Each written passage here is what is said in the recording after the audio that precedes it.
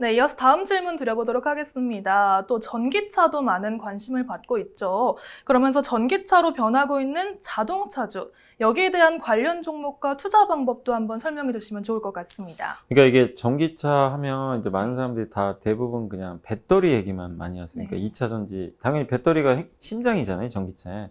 그래서 원래 내연기관차는 엔진이 심장이지만 지금 전기차는 이제 배터리인데, 그러다 보니까 전기차 하면 그냥 배터리 관련주만 주가가 올라가고 실제 자동차와 관련된 기업들은 주가가 많이 오르질 못해요.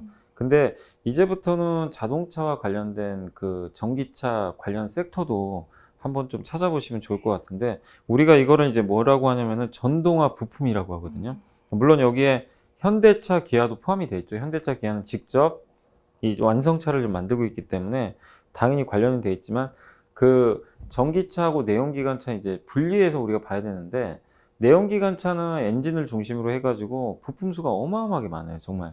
예, 이제 기계공학이죠, 한마디로. 근데 전기차는 전자공학이 들어가거든요. 그래서 부품수가 되게 적어요. 그래서 사실 부품회사 입장에서는 조금 이게 리스크 요인 중에 하나죠. 왜냐면 어떤 기업들은 전기차로 가면은 이제 안 쓰이는 부품들이 있단 말이에요. 대표적으로 만약에 엔진을 만드는 업체들은 되게 이제 사양 산업에 빠지게 되는 거죠. 필요가 없으니까. 그 사실상 이제 변속기 같은 것도 거의 필요가 없거든요. 근데 그런 기업들은 또 위협이 되겠지만 반드시 전기차에 들어가야 되는 부품들이 몇 가지가 있어요. 네. 그러니까 대표적인 게 배터리 말고 이 엔진 역할을 하는 게 모터입니다. 모터로 돌아가요. 그러니까 전기차는 배터리가 있고 그 앞에 구동 모터가 있어가지고 이 모터의 힘으로 이 어떻게 보면 이제 그 동력을 이제 받아가지고 자동차를 이제 운항을 하게 되는데, 그래서 모터를 만드는 기업들을 주목을 하셔야 되고요. 한국에 모터 만드는 기업들이 몇 개 있는데 대표적인 회사가 S&T 모티브라는 회사가 있고, 근데 그 회사가 좀 아쉬웠던 게 이번에 현대차 아이오닉 5를 이 GMP란 플랫폼이 있어요. 이 플랫폼이 뭐냐면은 그 안에 배터리도 넣고 거기에 이제 구동 모터도 넣고 다 합친 겁니다. 그래서 밑에 스케이트 보트처럼 자동차 밑에 딱 깔아놓은 거예요. 깔아놓고 거기에 이제 뚜껑만 덮은 거죠. 그게 이제 전기차인데 플랫폼인데, 거기에 이번에 현대모비스가 직접 모터를 생산을 했어요. 원래 예전에 안 했는데, 그러다 보니까 S&T 모티브가 거기에 납품을 못하면서 주가가 좀 부진했는데, 그래도 모터 쪽 하면 S&T 모티브가 경쟁력은 있기 때문에 그 기업 좀 주목하시는 것도 괜찮아 보이고, 그 다음에 현대모비스는 자체적으로 지금 그 구동 모터를 만들어서 이 현대차의 이 GMP란 플랫폼을 직접 다 제조를 해가지고 현대차, 기아에 다 납품을 하고 있습니다.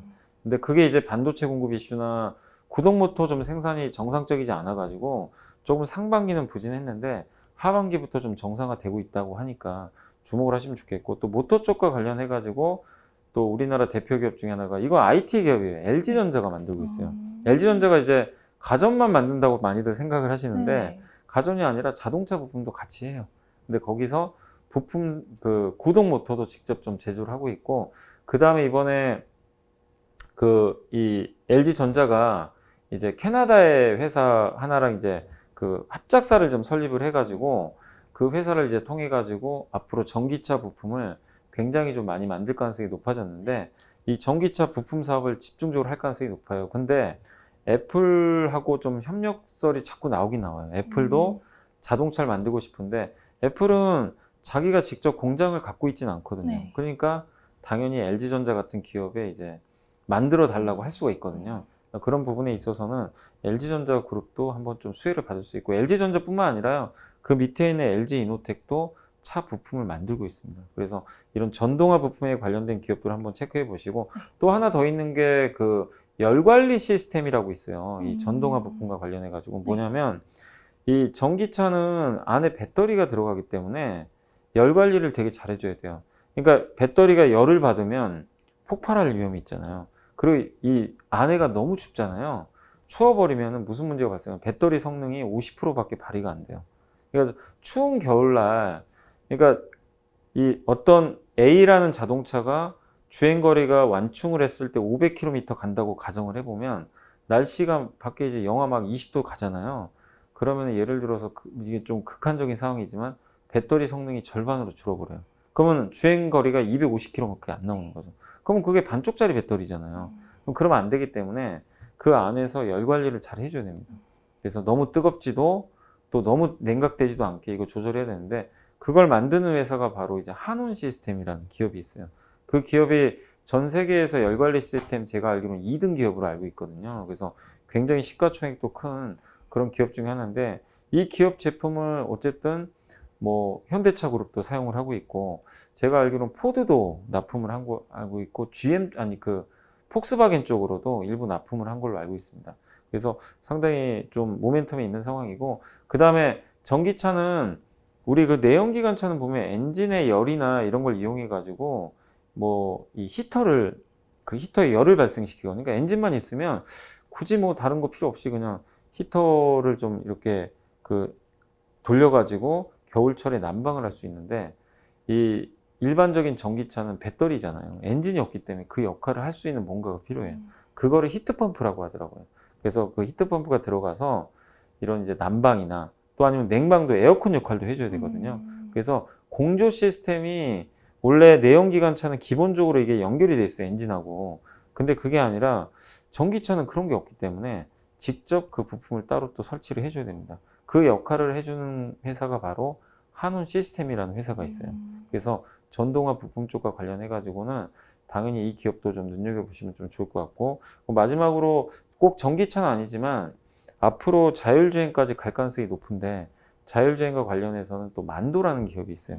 만도가 그 자율주행, 이제 첨단 운전자 보조 시스템이라는 용어가 있는데 ADAS라는 용어를 쓰더라고요. 아다스라고. 근데 그거를 만들어 가지고 현대차 그룹에도 납품하는데, 요새 그 뭐 제네시스나 일반적인 좀 고급 차종 보시면 그 운전자가 이렇게 딱 탑승을 했을 때 이 차선을 갑자기 좀 이탈하면요, 바로 경고 메시지가 떠요. 그 차량을 제어해줘. 이 안쪽으로 보내주는 거죠. 예. 그래서 그런 것들이 다 그 ADAS에 들어가는 기능이거든요. 그러니까 운전을 제어해 주는 거죠. 자동으로. 안전하게 운전. 근데 이게 완전 자율주행으로 갈 수 있는 약간의 과도기적인 성격인데, 그 과정에서 만도라는 기업이 그런 제품들을 만들어서 납품을 하고 있기 때문에 이 시장도 굉장히 커질 수밖에 없다고 봅니다. 네네. 그래서 우리가 배터리만 보고 있을 게 아니라 네. 방금 말씀드린 그런 자동차 그러니까 자동차와 관련된 네. 이 전동화 부품 쪽에 대해서도 여러분들이 한번 관심을 가져보시면 좀 좋을 것 같습니다. 네, 이사님 말씀 잘 들었습니다. 저희가 준비한 3부는 여기까지입니다. 4부에서 찾아뵙도록 하겠습니다.